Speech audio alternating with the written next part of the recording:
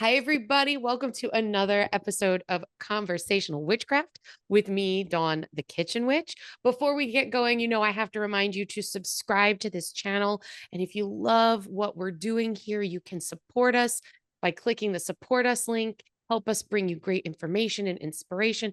You can subscribe. You can send a donation. You can buy me a cup of coffee. You know how much I love a cup of coffee. And don't forget, you can visit me directly and learn more about food magic and the power of kitchen witchery by visiting me at cucinaaurora.com or all over social media at Cucina Aurora. All right, so today we have Rieka Moonsong. She is a Wiccan High Priestess studying to become clergy. She is also an Andean, I'm going to ruin this, Rieka, an Andean tradition trained shaman, a published author of 4 books, writes for Witchology and the Witches Magazine, and is a popular influencer as Just a Mountain Witch on social media. Rieka, welcome to the show. I'm so excited. Thank you so much for having me. I'm excited to be here. I'm so excited because before we hit all the recording buttons, we were talking about how we're like social media friends. And I'm constantly sharing all of your posts and all of your little inspirations and stuff like that. And you are someone who, and maybe you don't realize this about this kind of social media witchery that you do, is that, most of us, the first thing that we do when we wake up in the morning is we check our phones and maybe we're scrolling while we're drinking our first coffee of the day. You in particular, there's like 2 or 3 people like you that I follow that I look for every morning and go, okay, just I need a little oomph. I need a little inspiration. And so I have to personally thank you for that because maybe you don't realize the impact that those little things you do have on the rest of the world. So thank you for that. Oh, thank you so much. I like to try to start the day with just a little positive good morning. You're all beautiful. What are you up to today? Make it a great day, that type of stuff. I think we put the positivity out there first thing. It just helps a little bit. Maybe if you wake up a little grumpy, then it's like, oh, no, it's going to be a great day. Then it can kind of change that around a little bit. Yeah. And I think, there is so much garbage on social media and we're constantly being inundated with negativity and judgment. And then there are these little bright spots of the internet, like what you do, that really bring so much joy and positivity and, a little inspiration and a little magic. And they make you, oh, right. Yeah. I'm going to think about this today. I'm going to think about that today. Or, just the beauty of things. And I think you're really great at that. So thank you for that. And that's actually how we found each other, right? Mhm. Because right. And then I just reached out to you and I was like, do you want to be my friend? Do you want to Yes, absolutely. you want to be my Yeah, friend? You want to no. come on my podcast? I'm such a nerd. Well, and I don't my grandmother was definitely a kitchen witch. She never would have called herself that, but she definitely was. Yeah. But so I don't really think about it. Like I know stirring in with intention and herbs and things like that, but I take a lot from your post and what can you do here and how to add these little things of magic. It's adding the magic into the mundane. I think that truly makes life magical because there is magic in everything. When you think about, how to bring that into your life in different ways as you do, like how can you, use this herb and this recipe to, you know, change something to create change in your life. I think that's a beautiful thing. I love it so much. So thank you for all of your posts. Thank you for doing what you do and Oh, your you're sweet. podcast and all that. No, it's glorious. I love it. I really do. So you say your grandma was a kitchen witch. I think all grandmas practice folk magic in some way, shape, or form. And they don't realize that those traditions around food or family or how to keep the house or the little superstitions, that's all, based in folk magic of wherever they're from, right? Mhm. But tell us, what's your journey into witchcraft been like? Were you always into this sort of thing? Did you grow up being like, making magical mud pies in, outside or, what was that? What was your situation growing up and how did you find the path or the path find Um, you? it's always been a part of me. I just didn't realize it as a Mhm. child. Yeah. I've always had interactions with the fae. I've always talked to plants and animals. The trees were like my best friends. And it was like, oh, that's cute. She has an imaginary friend, Uh-huh. kind of like all grown ups say to children. I've always seen and heard spirits. I just didn't know what to call it. But I learned really, really quick growing up in Texas, it was not acceptable to be that magical person once you get to a certain age. It was a very hard time as a child. So I learned real quick, shut your mouth. We don't talk about that stuff. Wow. And the universe, spirit, deity, whatever you want to call it, was always like, hey, you don't get to forget about this. And I'm like, Yeah. nope, just I don't see anything. I don't hear anything. And it would kind of nudge me along. I had friends that would come into my life at certain times, like, hey, you want to learn tarot? And I'm like, absolutely. And then, of course, it was like, no, no, you can't do that. You can't do that. But again, spirit was always there, always like, hey, we're still here. We've got you. We're going to just give you a little bit more time. And then I moved to Colorado 10 years ago. And about a year and a half into that, split from my husband, and then the whole world opened up for me. Wow. I immediately started looking for covens online because I knew in my heart and soul that that was my path, that that was what I was supposed to do. Clicked on one message, one person, and they're like, why did contact us? I'm like, it just felt right. And I've been with them since, 5.5 years now, and it's just felt like home from immediately. The people that I have met, the ladies are my sisters, true through and through. Yeah. Yeah. So it wasn't an easy path, but I've always been that magical person, even when I wasn't practicing. I would do little things here and there that were kind of on the down low, like reading about different things, like how to Yeah. cast a circle and things that I didn't know about. But it wasn't an easy journey. But once I started, the universe was like, yeah, absolutely, yes, here you go. Well, I think that's common for people who grow up in or live in areas that are I want to say the word conservative, but I don't mean it as politics. I mean, places where if you are a witch, you are very, very different.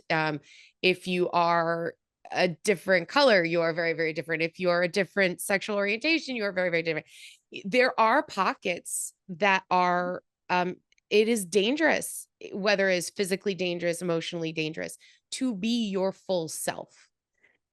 As someone who has been through that as a witch, if someone was listening to this right now, like on the down low, like in an earbud, trying to, learn about witchcraft amongst their very conservative family, uh, what advice would you give them?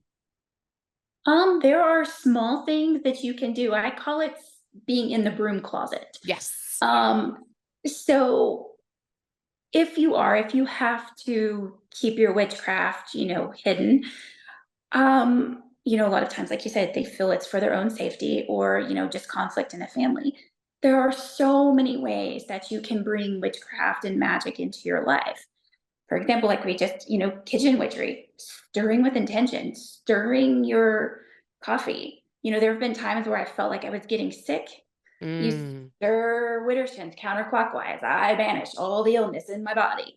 And then you go clockwise. I'm bringing in all the good energy and all the health and positivity. So just things like that that nobody would ever look at. It's looking for those small little ways, adding herbs to your mop water, enchanting your vacuum, just little tiny things that nobody would ever know or ever see that you can do. And again, it's going on and getting on an account or researching, finding ways that you can bring that little tiny bits of magic into your life.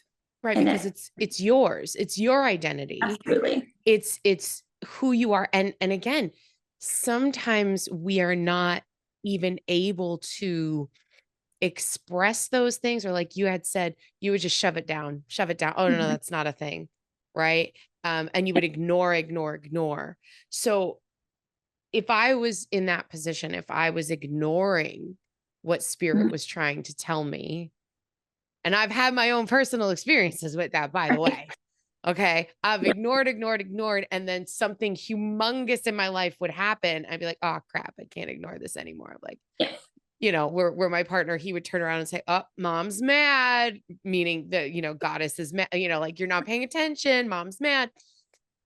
What would you say to somebody who was maybe stifling that part of themselves, not necessarily going, how can I find ways to express, but going, no, it But doesn't exist. That doesn't exist, ignoring it. that what's meant to be will always find a way. Absolutely, Mm, 1000%. Witchcraft is a path. Yes, it is a choice to take it, but sometimes for some people, the universe just doesn't give up.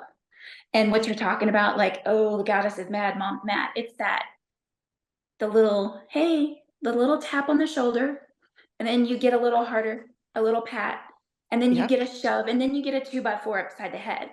We don't want Sometimes those, literally, yeah, sometimes literally, yeah. We for don't want real. those 2 by 4 moments. We want tap, tap, tap. Okay, I'm listening. And it's when you keep pushing it down, you keep stifling it. It's like, you keep trying to pack it down, and all of a sudden that pressure, it just erupts. And we don't want that eruption. We don't want things to just go sideways in our life. We want to try to, okay, what can I do that I'm not ignoring it, but I'm also keeping myself safe? Right. So just, what's meant to be will find a way. If it's a 2 by 4 upside the head, and then that's what the universe, what deity, what they have to do to get your attention, they're going to Yes. do it. So just be cognizant that you're, if it's truly a path that's meant for you, it's going to find its way to you regardless of what you're doing in the here and now. So, Absolutely. Absolutely. Thank you for that. I agree with that 100%. And I also feel like for whatever it is that maybe you're not fully expressing in your life, whether it's spirituality or any of a number of things that make you feel like you are different from the crowd, the more you stifle it, the less authentic you live as a person. The less authentic you live as a person, the more your relationships suffer. The relationships aren't the ones you're supposed to be in. Maybe the jobs aren't the ones you're supposed to be in. Maybe the housing situation, like everything about your life comes from that internal understanding and expression of who you are as an individual. And so if you're stifling that, it's going to affect every part of your life, right? So if you got to because you need to be safe, absolutely, you do what you have to do to keep yourself safe. But once you are able to fully realize your authentic self, you won't believe how your life changes. oh, absolutely, 1000%. That's why I said the whole world opened up to me. And the amount of growth and change that's happened, in these last few years, it's just been incredible. I'm not the same person, I was back then. I'm better at going down this path. It just invokes deep change and growth. It's soul growth. It's all of those things. And living your life authentically, that you said, it changes everything for the better. Yes, some things fall away. And while those may be hard, or you think of them as a loss, is it really a loss? If it's not doing you, it's not good, if it's not serving your best and highest good, then, that's an acceptable loss. Oh, It's, absolutely.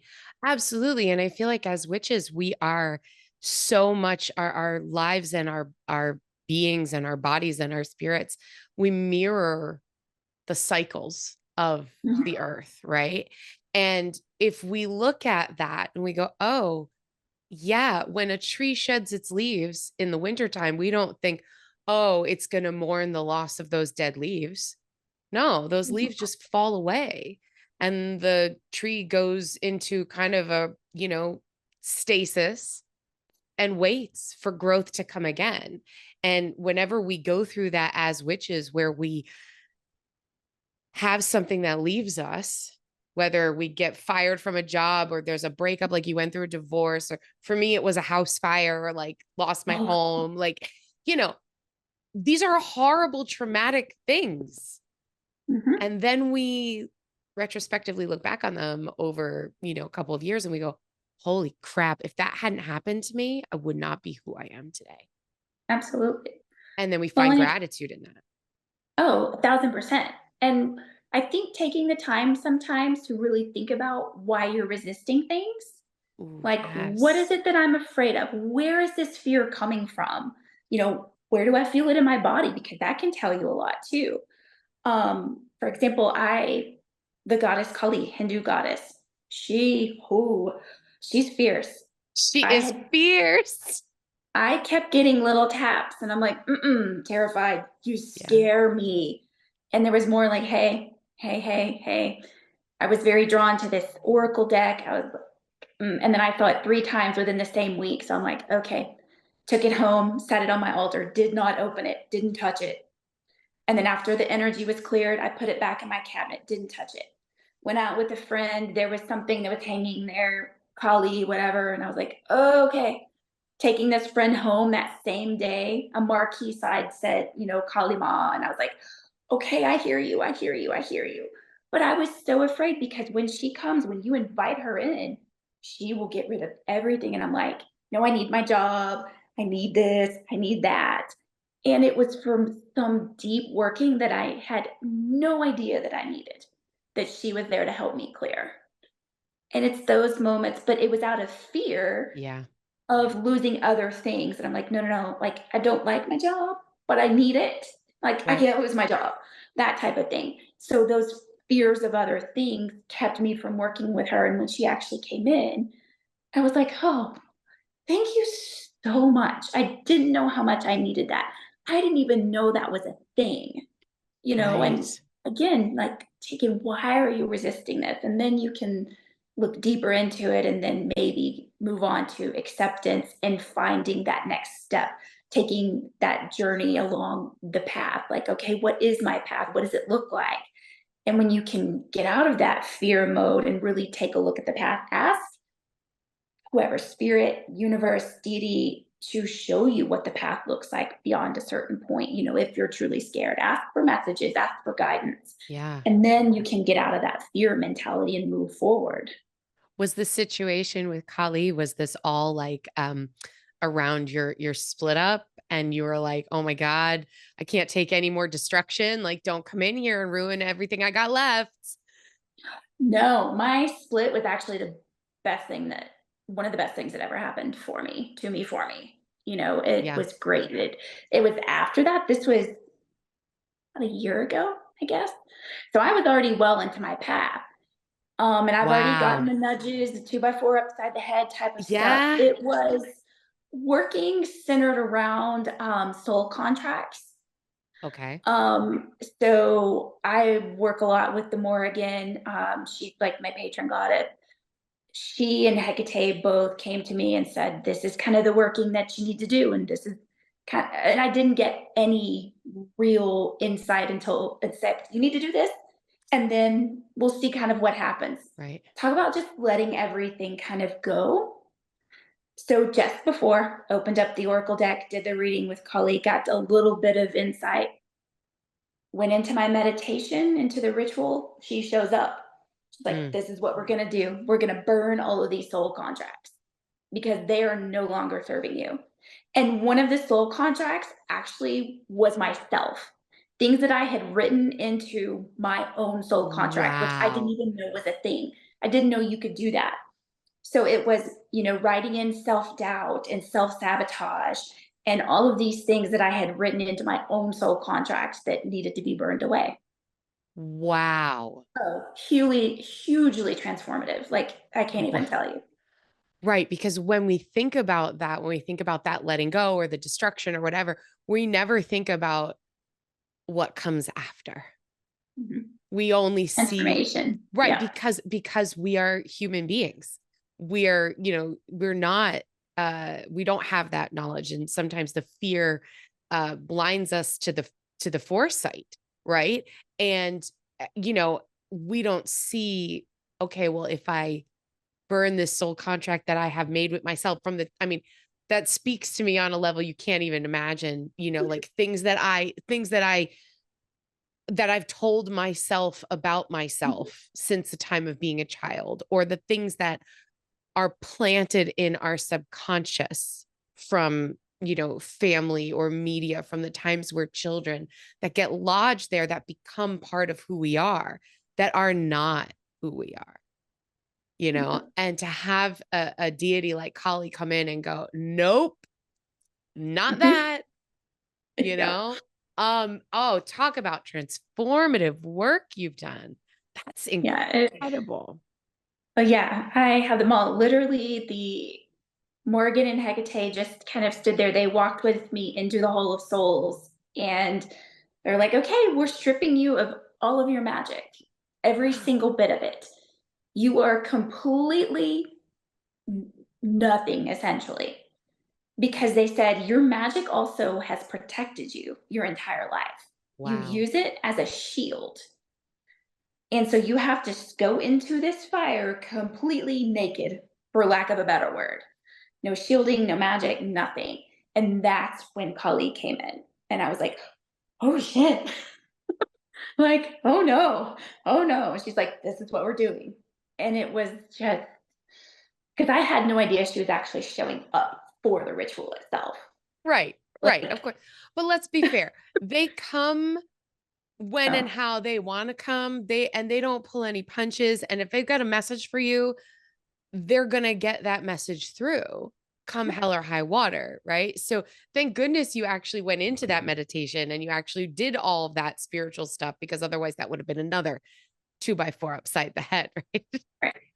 Well, and that's the thing. I tend to. So again, I work with the Morgan. When she shows up and says, "This is what you're going to do," I'm like, "Okay, Yes, thank you. sure. Yes, thank you. Yes, Yes, thank you. yes, Okay, that's yes. what we're doing." She didn't give me any information really, except we're going here, and I'm like, "Okay, Mm-hmm. this is when it Mm-hmm. needs to happen. This specific date." I'm like, "Okay," and yeah, but what I've kind of been taught, and what you learn throughout this is that our covenant with spirit is that when we call, they show up. And on the flip side of that, when they call or when they ask for something, we show up. And it's that moment of, you need to do this. Okay, I'm here for that. This is what you need me to do. I'm here for that.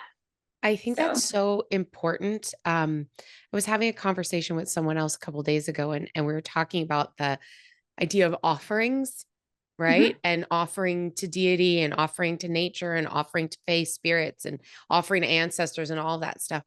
And, you know, early on, and I maybe that has to do with my upbringing as a very religious Catholic, um, you know, you would only offer something or some kind of a sacrifice, you know, oh God, if you get me out of this mess, I will never drink red wine ever again. Right. Oh God, if make my cat live, then I will, donate to the cat shelter. Like it's always conditional, right? And as you get into witchcraft, at least in my experience, and please tell me if you feel the same way about deity that you work with, I feel like for me in working with deity, I have found or any of these other worldly beings, mhm, that I try to talk to them, to pay mhm, attention to them, to make offerings to them the way I would with a friend, right? Hey, I saw this thing and it reminded me of you. So I'm just going to put this on the altar for you. Oh, hey, I mhm, made a little bit of extra food for, that was my grandmother's favorite thing. I'm going to offer that on my altar for my grandmother, not because I want something, but because they're very ever present in my life. And I feel that they deserve the same respect as every person in my life. Just because they're not corporeal doesn't mean they're not in my life. Right. So what is your take on that? No, I believe truly offerings are, it's not a sacrifice, it's a gift from the heart. Um, you're saying, thank you for being here. Thank you for being this presence in my life. And I think that that's the difference too when you're talking about the more rigid structure of religion, organized religion, and when you get into, witchcraft. pagan celebrations and things like that is that, it's said that a lot of the Christian religions, they bow to their God. They worship that God. And when working with deity as a pagan, witchcraft, even Wiccan, even though it is, religion, is that we walk with our deities. We walk with spirit. They stand beside us. We do not bow to them. It's not a worship. It's like you said, a friendship, a Yeah. bond. Yeah. It's something completely different. Yeah. And so, yes, I saw this. It's for you. On my altar, there is always a small little shooter bottle of Irish whiskey, because that is for the Morrigan. All the time. It's there. There are various things. My dog shed Hecate, her hounds, this is for you. That was, as weird as that seems, there's a meme that says, I'm at the stage in my life that if you see me scooping up dirt, talking to a tree with a bag of rocks in my hand, mind your own damn business. Yes. And I'm like, yes, if you see me out talking to this tree and pouring water at the base of the tree, or whatever, it's an offering to someone. If you see me, whatever is going on, that's typically what it is. It's that gift, to the fae, the trees, the deity, spirit, the dragons. Why are you putting the coins on the altar? Because the dragons love them. Right. And it's funny, right? Because all of us in the witchcraft space are like, yeah, of course. Yeah. I can remember a story, in our old apartment, we had a lot of fairy mischief. We don't really have a lot of fairy mischief here. We've got a lot of protection stuff around our house. I don't feel anything mischievous in our home anymore, but we lived in this space where there was a lot of fairy mischief, a lot of fae mischief. And my in-laws came for a visit. And I was always joking around that, be careful, because the fairies will steal your shit. Right? Just don't leave your shit around. They will steal it. They will move it. They think it's hilarious. So whatever. So my father-in-law lost his keys, and he's like, "Oh, Dawn, fairies must have took my keys. I can't find them." And I'm like, "Yup." He's like, and then like really couldn't find them. And I was like, "You need to apologize for disrespecting them." And I was like, "And here's some coins or something shiny." And he's like, "Okay, sorry, fairies." And then he put the he was definitely not taking me seriously. And then put the coins wherever I told him to put them. And literally 10 minutes later, he's like, "Oh, found my keys." And I'm like, "I don't know what to tell you. I don't know what to tell you." I mean, that's what happens. That's what happens, So, Yep. so our relationships with otherworldly beings is so reciprocal. And they're so present and they're so real. It's not like you said, like that one being, and you're just that strict and situation. It's very removed from you. We walk with them, they walk with us. And there is devotion, just the way you have Oh, devotion to sure. your partner, you have devotion to your friends. But it's so different. So if anybody's out there listening to this and thinking, how do I get working with deity or spirit, what would you say to them? Um, if you feel drawn to one in particular, I would say start with research. That's what I always tell people: read, start with research. And probably because I'm a huge nerd. But um, yeah, look at the different pantheons. If there is one that you're drawn to in Yeah. particular, then start researching them, because that probably means, usually that's what I'm saying. If you're really, really drawn to something, there's probably a reason for it. So start there. You can look it up, what their aspects are, what they are the deity of, and then how to make offerings with them. Just start talking, have a conversation. Right. Do meditations. I would say, like, I have an invocation for the Morrigan. Um, and sometimes I'm just like, Mother Morrigan, is there anything that I need to hear today? Is there anything I need to know? um or I'm feeling a certain way about whomever, Artemis. Okay, why? And just start having those conversations. Are there messages that I need to hear? And if you're still not hearing anything, what I typically tell people is the world is so big, the universe, spirit, deity, even animal messages and plant messages are so big that our little tiny human brains can't comprehend it sometimes. So if Yes. you feel like there's a message somewhere, but you're just like, I don't understand, then ask it to come in a way that you can understand. Let them know, I know you're trying to give me a message. I can feel it. Just please send me the message in a way that I can understand. And then that lets them know, oh, I really, they're not getting it. Let's try something else. Yeah.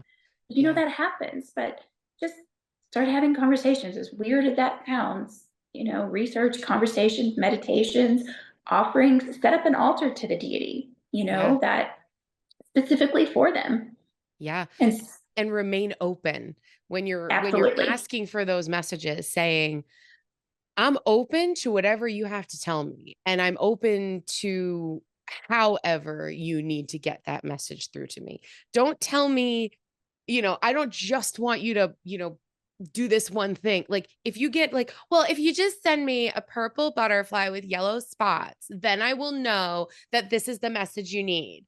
You can't be specific like that. You have to say, speak to me in your language, and I promise I will listen. Yes. Well, Right. there's always something that I go to. There's a story, and I don't know if this is kind of one of those lore things, but I think it's a great um, just way to look at things when you're talking to deity or you're trying to manifest something. Because oftentimes people do talk to deities to try to manifest, something, or they're working with, particular energies or whatnot. But so there was a lady, she wanted a mode of transportation that was affordable within her budget and it was fuel efficient. It would get her safely to point A to point B. Um, and oh yeah, by the way, can it please be red? So she said, I wanted, some transportation, all this stuff. And she keeps, doing all the things to manifest it, talking to spirit to come through. Well, the red bicycle shows up on her porch. She asks around, is this anybody's? Is this anybody's? No. So she gives it away. Well, it's not mine. I can't. What am I going to do with the bicycle? Was a Spirit rare. gave you Yes. literally what you wanted. It gave you Yes. exactly what you asked for. Yes. So that being open, she got a mode of transportation that was fuel efficient, safely get her to point A It to was point B. It even was the right reliable. color. It was exactly. And so that's what you're talking about, like being open because those gifts, those messages, all those things are coming to you. You're just swiping it away. Yeah. Oh, that's not for me. That's not this. Taking things for granted. Is Yes. this really a message? And when I tell people, like, oh, well, how do you know? It's not just a whatever. And I'm Yeah, like, that's coincidence. it. Being open, Right. listening, paying Right. attention. Right. Yeah, the bunny that shows up in your yard might just be a bunny, but it also could be a message about new beginnings and fertility of new ideas and things like that. It could be a lot Mhm. of things. You just have to be open to it. Yeah, So, and I want to talk more about animals and animal magic, because your new book, Owl Magic, is available now. Not at the time of this recording, but at the time of the airing of this. So I definitely want to talk more about animal magic. Let's take a quick break. Let's hear from our amazing sponsors, and then let's come back and let's get into animal magic and your new book, Owl Magic. We'll be right back.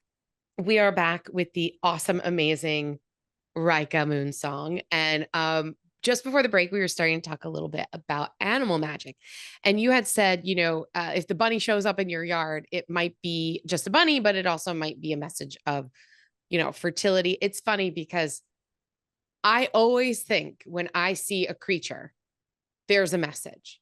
Because truth be told, nature does not have to reveal itself to us, right? In fact, in most cases, animals are afraid of us. They steer clear of humans. So if there's a rabbit in my backyard, and I do live in a beautiful area that has a lot of nature, if there's a rabbit in my backyard, and we have many, they'll run away if they hear us coming, if the car pulls in. But sometimes they don't. Sometimes they stand there and they look at you and they're like, nope, I'm going to let you see me. I'm going to see you and I'm going to let you see me.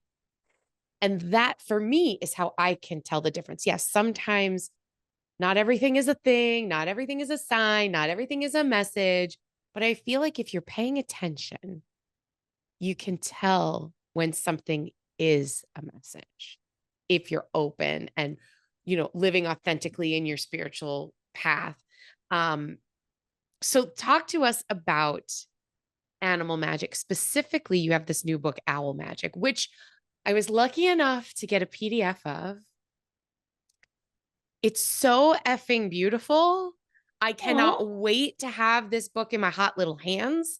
I am a huge nature lover. I have a soft spot for birds of prey, big time. I always said if this, kitchen witch thing doesn't work out, that I want to like run a raptor sanctuary. And as of this morning, craziest thing, speaking of raptors, this morning, never seen this before in my yard. Outside under one of my apple trees was a giant, the biggest red-tailed hawk I've ever seen, sitting with a fresh kill. And it was a rabbit, one of my many rabbits. And it was a fresh kill. And the hawk got spooked and he flew away. And I was so devastated that he wasn't going to get to eat his breakfast because everybody needs a good breakfast. And then he came back and he was hanging out in the apple tree and he was eating his kill, and like now it's gone. And I look at that and I'm like, okay, I need to sit with this because this has never happened in 8 years we've lived here. I'm going to have to sit with this and find out what this message is, right? So, talk to us about animal magic and what was your first experience with animal magic? And then let's talk about this book. But tell us about like, what's your experience with animals and animal magic?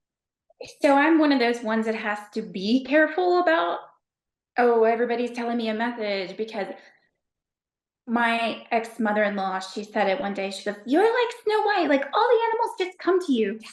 I'm literally, animals are just always drawn to me. The bunny doesn't run away. The big moose will stop right in the middle of the trail and just look at me. And I'm Yep. like, "Hey, buddy," and he just moseys on. Amazing. And it's not always a message, but again, it goes back to that being open. So animals are naturally drawn to me. I'm a big hiker. Every time I go out and hike, there's something every single time, whether it's a chipmunk or a ground or marmot. It's what we call them here. They're groundhogs. Um, Deer, moose, big Cooper. No, it was a Harris hawk the other day. Just yes. Um, so all of the things. And my first, I guess, and it's always been a part of me. Again, it's not anything I've ever really thought about. It's just always been there. My ex, one of my ex spiritual teachers, we were talking about like, well, how do you know which guide, animal messenger to call on? Because I have like, I call them a herd of like Yeah. animal allies, animal guides Yeah. that are just with me all the time. And I really started to think about that, and I'm like, I don't have a process. They're just always there. Yeah. Whoever shows up, I'm like, okay, well, do you have a message for me? And if I'm in need of protection, I have someone that's showing up. So it goes back to, I was a child. I was sick. My grandmother and my mom were trying to get me into the car to take me to the hospital. And I'm like, Mimi, there's a wolf in the back seat. And they're like, no, no, no, sweetie, there's no wolf. And I'm like, yes, there is. There's a wolf. And she's white and she's in the back seat. And they're like, no, sweetie, you're just running a fever. You're seeing things that aren't there. And Oh I'm like, my no, I'm goodness. not. She's right there. She was literally, and I remember this clear as day. She looked as real as I'm looking at you right now. Like, Wow. yes. And I didn't feel, there was no fear, nothing whatsoever. I hopped right into the back seat and she just curled up kind of around me. like to protect me and keep me safe and let me know that I'm here for you. I'm going to be strong for you so you can be strong, and just give you energy to give you whatever it is that you need. And it goes back and found out that this same wolf spirit has stayed with me through multiple lives and has come back again and again to Wow. walk beside me on my path. Um, Wow. and yeah, she's amazing. And it's, yeah, it's not anything that I can give advice and I can give guidance on how to connect with these animals, but like we've been talking about, what it really boils down to is being open, because Yeah. animals come to us as messengers, and they just come to tell you something. You need to know this. And they may be there for just a second, like seeing a deer on a trail and it looks at you and you're like, okay, I need to work on such and such. Yep. Or if you're not getting the message, they may hang around for days until you finally get the message and then they leave. And then we have animal guides that come to us for sometimes a season, sometimes an entire lifetime, sometimes multiple lifetimes. And they're there to guide us on our path. They, help lend energy and protection and, so many wonderful things. They also deliver messages. They kind of act as a go-between, between our higher selves, spirit, deity, the universe, Hmm. all of the Hmm. things. Yeah, almost And then we acting have as a familiar. totem or familiar, or I'm sorry, a Yeah. totem that sort of is part of who Yep. you are. It's the animal spirit in which you are kind of like, I hate to put it this way, and I don't work in these spaces. So this is just from my own experiences. I am not an expert in this by any means.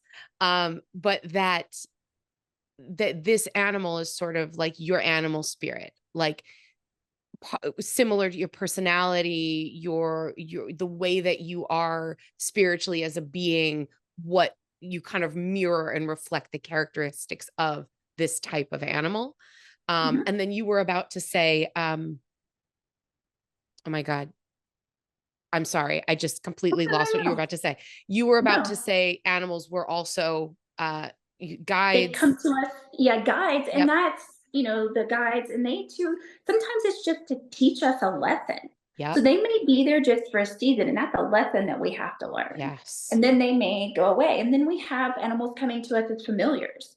And Yes. that is a familiar, and we get a lot of, for lack of a better word, hullabaloo about what a familiar actually is.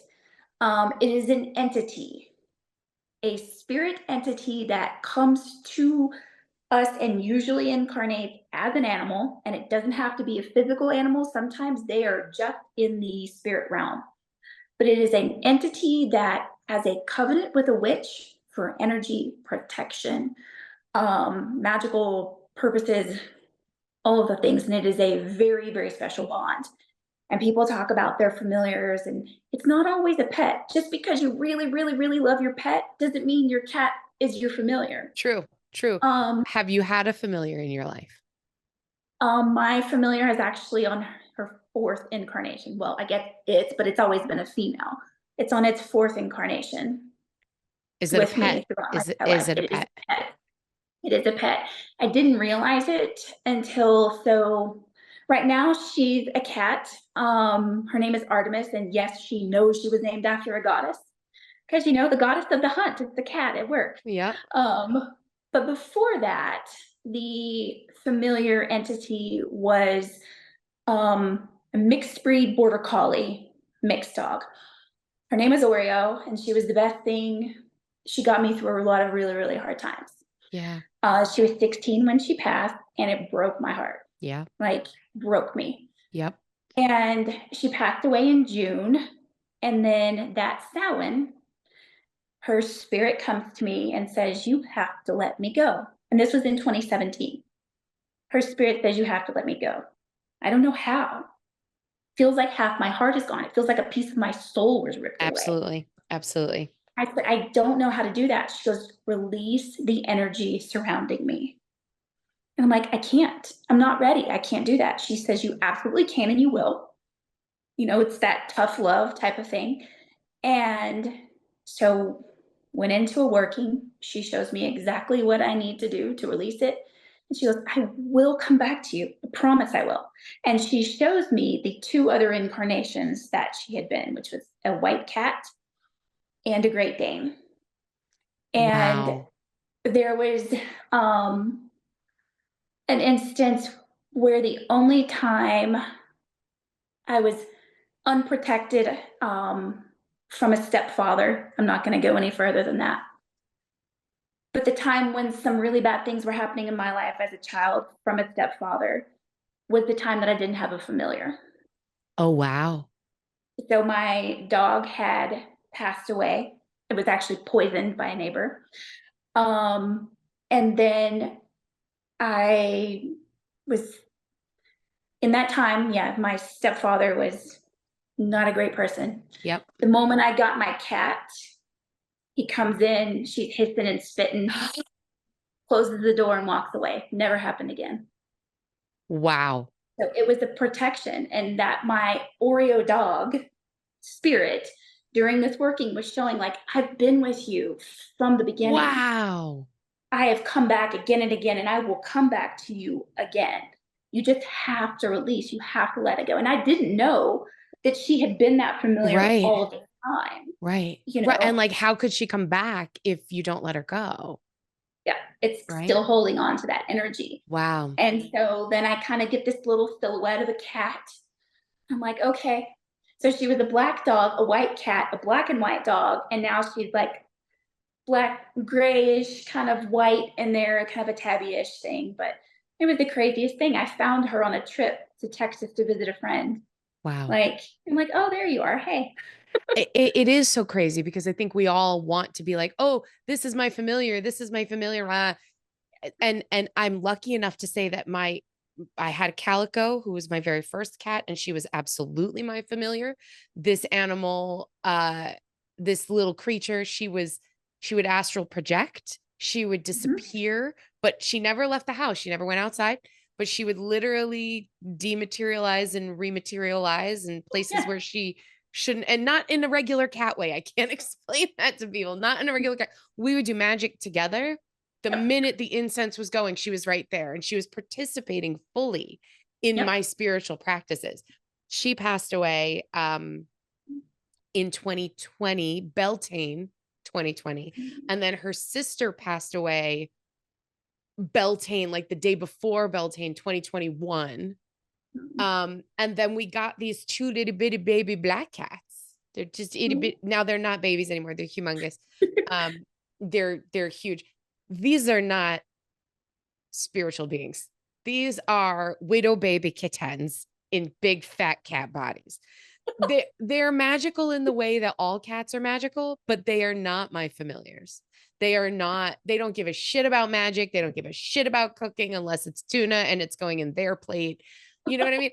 Like, I can't in my head make up that these cats are familiars or are, Mhm. are any more magical than any other ordinary cat is. They're still very magical, Mhm. but they're not personal magical to me as a practitioner. And it's important to note that not just because you love your poodle doesn't mean it's your familiar, you No, know? and it doesn't have to be a cat or a dog. I know someone who has had a horse. It Right. can be the owl, and people are like, "Well, you don't have an owl as a pet. How can it be a familiar?" I'm like, "It doesn't have to be a pet. Correct. You know, there's maybe a great horned owl that just comes to your tree Right. frequently, and it So may very well be that familiar. so It's let's just yeah, yeah, let's talk about owls. Okay, yes. because I realize we have like been already talking for almost an hour and we haven't Oh talked no. about owls. Um, and again, I said at the beginning of this, I have a big love for raptors. I've Mhm. had experiences with owls that are just burned in my mind forever. So why owls for you and this book? Um, because they are so extremely magical, and people don't necessarily think that about them. You know, there is a lot of folklore and stigma, both negative and positive, around owls, and that's very similar to cats. And there's when you start looking and researching owl magic, it's like, well, they're second to the cat. The cat's the most magical being. But then you really start to work with them and you're like, they're not second at all. Just They different. are so very magical. Exactly. Yeah. And they are not an animal, so you can physically have a cat and work with them and have them there in your magical space Mm-hmm. and all of that. But you can't just have, I mean, some people have owls, but most people don't. But they are so magical. They can do soul retrievals, past life regression with you. They Wow. have so much to teach and so much knowledge and wisdom that it's just beyond what we can comprehend. They are connected to the land of the dead, our ancestors, multiple deities. They are just extremely magical beings. And I just felt like, that knowledge needs to be shared. We overlook it because so many places they're considered bad omens. And, that's not it's not true. I mean, cats, same thing, black cat, don't, bad luck and all that stuff. And they are tied to witches, Yeah. very similarly to cat, that um, there's as you've seen the book, the Striga, the screech owl and all that stuff. It was a lot of that thought that, the old churches and things were saying that witches were transforming into the screech owl, and who was also associated with like the banshee and stuff Mm-hmm. like that. Mm-hmm. And just like we shapeshift into cats, supposedly, we were shapeshifting to owls to go out and wreak havoc, to be those bad omens and spread pestilence and all that stuff. No, no, no, no, No, no. no. Have you They are yourself so had beautiful and so magical. so magical? Have you yourself had a personal magical or spiritual moment or connection with an owl? Oh, so I was living in Texas. We were out in the country, and we were driving home late one night, country road, zero lights, pitch black, and all of a sudden there's something in the road. What is that? It's Snow White. I'm like, what is that? And again, I've always seen animals, and sometimes, and especially with spirits and entities, I have a hard time distinguishing, like, am I seeing it with my eyes or my third eye? Yeah. Because it looks very Yeah. real. Yeah. So I asked my then husband, who said, I was like, are you seeing this? What is that? He's like, I don't know. Get a little closer. So I inch up, headlights are on it. It is a snow white owl. And it is not a barn owl. And I'm In in Texas. Texas. I'm in Texas. It looked very much like a snowy owl. They don't come down there. It's way too hot. There was no reason why there would be an owl there. Wow. Snow white owl in the middle of the road. Wow. Just sits there. Get a little closer, honk my horn, just sits there. Just sits there, just sits there. It was probably 5 minutes that this owl sat there. Holy crap. And then it was just this overwhelming urge to really start looking into things as far as what my husband was doing that I didn't know about. Oh, that omen of knowledge of Mhm. look a little Hidden knowledge. deeper, hidden knowledge. Wow, that's crazy. Yep. Whoa. So what would people be surprised to learn about owl magic? It's surprisingly easy Mm, when you let it be and don't think about it. mm. You can work with them just like any other animal if you work frequently with animals. And I would almost say that out of some of the other ones, they're probably easier to work with than, say, a wolf. Unless you have a wolf as a guide, they may be a little skittish to call upon. An owl, witches work with the moon. We work with the moon cycles. We work with the full moon, the new moon. We work in the night, in the darkness. That's what the owl is all about. They are Right. really tied to lunar energies. So it's opening yourself up to that magic, that they are actually very, very easy to work with, even though you can never have a physical out. Well, again, you can go to a zoo or a sanctuary, a raptor sanctuary, and talk to an owl, Yep. let it in its presence and its energy. But for the most part, you're not going to, be there one on one. But it is really very surprisingly easy to work with. So, what would you say if there were two top things that people could do right now today to start working with owl magic? What would you recommend to them? I would say do a little bit of research. Again, going back to the nerdy me, do a little bit of research. Yeah. Um, if there's a particular owl that you feel drawn to, and I always go back to this, whatever you're drawn to may have messages for you and things like that. Um, Most owls, with the exception of the snowy owl, are lunar based. The snowy owl is actually diurnal, so they hunt during the day. Hmm. But create a little small space. Have a picture of the owl, Mm. little owl figurine, things like that. Make offerings. They raw meat. Like it sounds weird, but go put a little bit of raw meat when you're cooking that hamburger out by your tree. Right. Just a little thing like that. Oh, I don't want to, varmints and stuff. Well, it will, the energy of it will get to where it needs to go. Right. So start with the research, create a little space, do a meditation. Open yourself up to that animal energy. You can write down, a little invocation. There are some in my book, Owl Magic. There are lots of invocations for in there for different types of ones. You can also look at deity that are tied to the owl. Hmm. Hmm. Cucina, Lilith, I've lost my train of Lakshmi, That was Hecate. something, yeah, I was really impressed when I was going through the book and going, I didn't know owls had connections to some of these deities. And I was like, oh, that's so if I want to work with this deity, then I can also work with this owl. And I Mhm, don't think about Hecate working with owls. I think about snakes and horses and dogs, but there's also a connection there mhm. with an owl, which is great because I don't have horses and dogs in my yard, but I definitely have owls that eat snakes. Right, So, there's a right. synchronicity there, which is really, really, really cool. Um, Absolutely. was there anything in writing this book, Owl Magic, that really either surprised you or was particularly insightful for you while working and doing the research for this book and working with owl energy while writing this book? I don't think so. In parts of Africa, they are still used and hunted and killed for black magic practices. Um, Oh so my yeah, goodness. that was disturbing. And it's Yes. not just, I believe magic is it's neutral. It's about all about intent.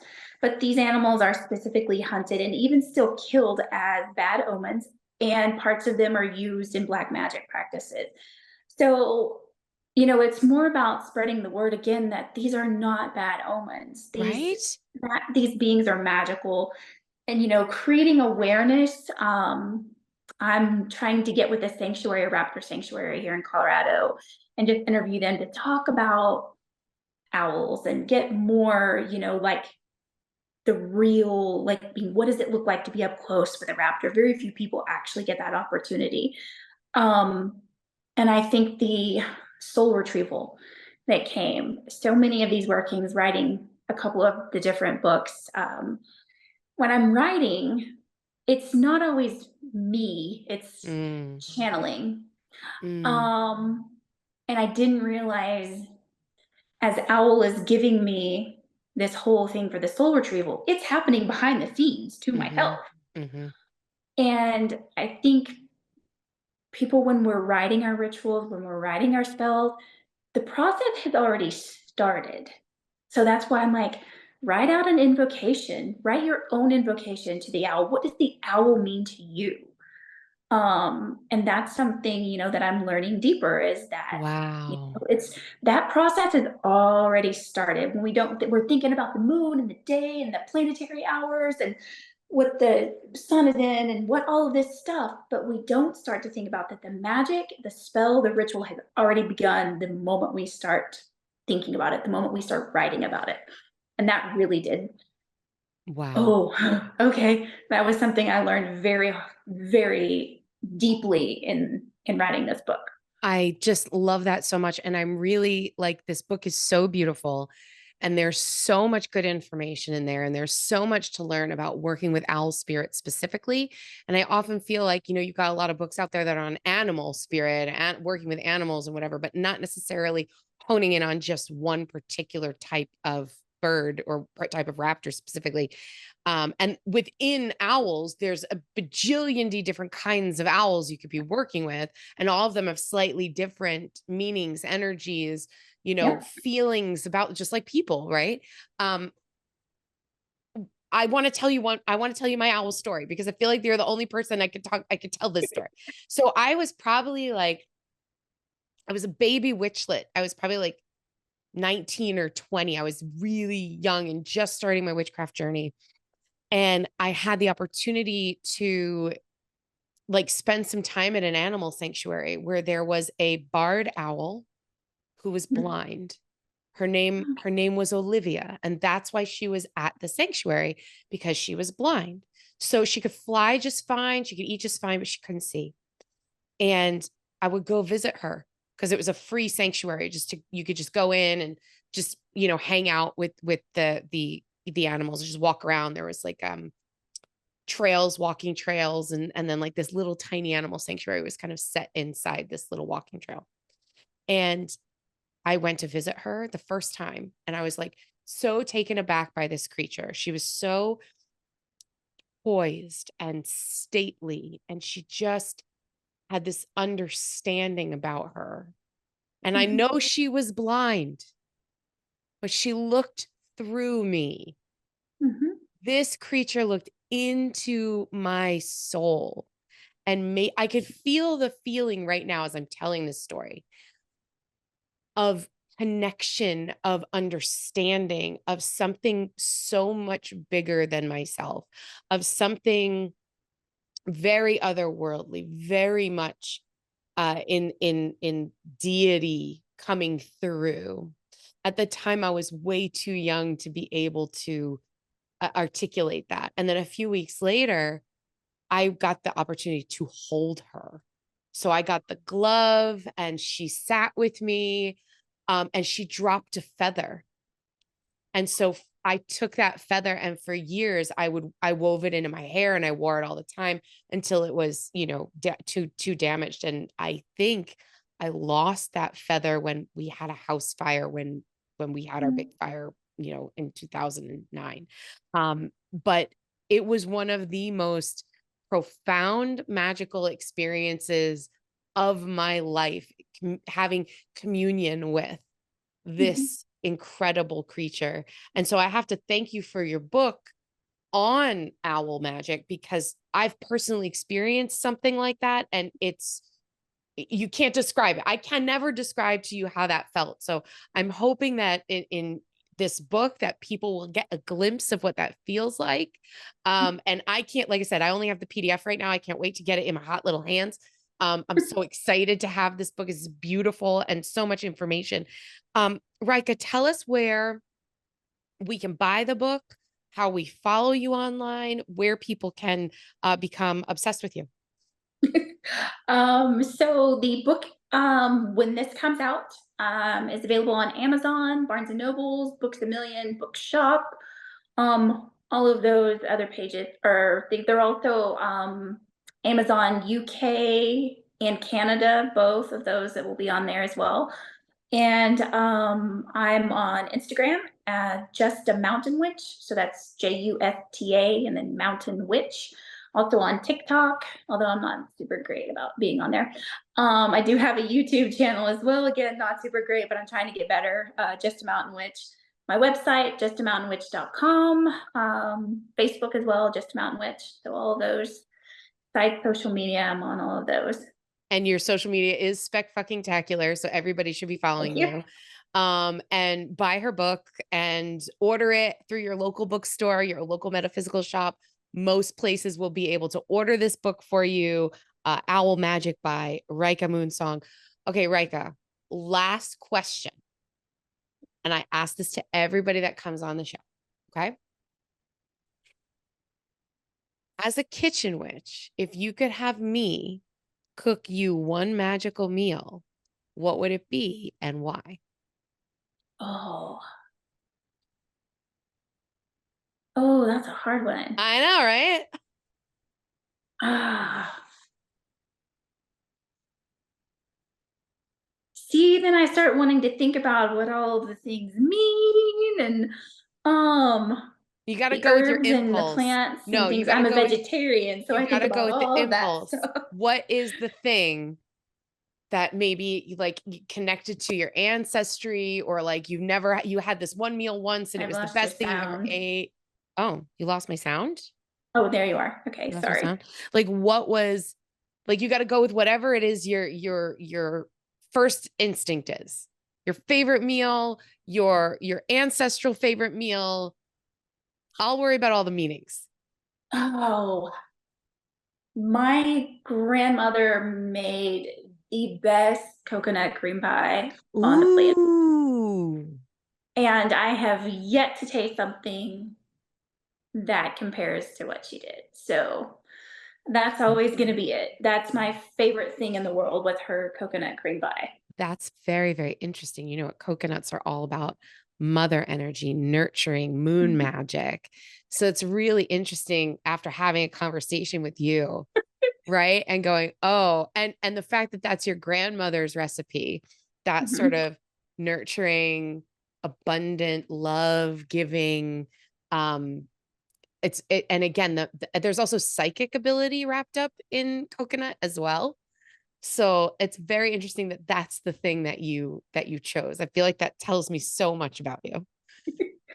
Yeah. Rika, thank you so much for being here. It's been an absolute delight getting to know you. Remember, follow her at Just a Mountain Witch on all the social medias. Buy her book, Owl Magic. Thank you, thank you, thank you so much for being here. I appreciate you Thank so you for much. having me so much. I appreciate being here. It was an absolute pleasure. Yay. Until next time, everyone, I wish you so many blessings and so much gratitude.